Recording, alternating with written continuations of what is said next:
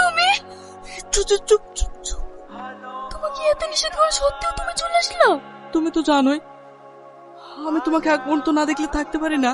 বুড়ি, দরজা খোল। ঘরে কে কে কে ঘরে? ওর, তুমি এত রাতে এখানে কি করছো? একটু তুহিনের সাথে দরকার ছিল। এত রাতে তুহিনের সাথে কি দরকার? না মানে এমনি। বল এত রাতে কি করতে এসেছিল?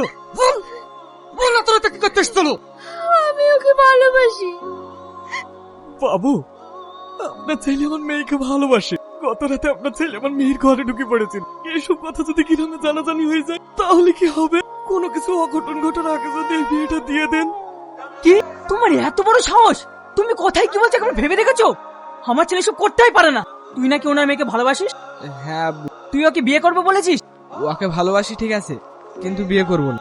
আর ও চাইলেও আমি তোমার মেয়ের সঙ্গে বিয়ে দেবো না। তাছাড়া এক কাজ করো, তোমার মেয়ের জন্য আমি ছেলে দেখছি, যাও এখান থেকে। মন খারাপ করে বসে কেন?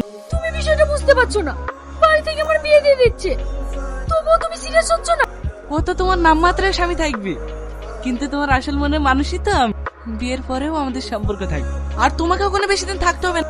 আমি একটা ভালো কাজ পেয়ে তোমাকে ওখান থেকে নিয়ে চলে আসবো। বৌমা দেখতে আসলাম।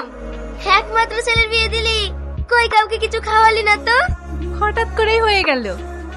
হবে না, মালটা দেখতে হবে। মালটা কিন্তু সেটা। তোমার নাম রোহন? হ্যাঁ, আমি তুহিনার স্বামী। তুহিনার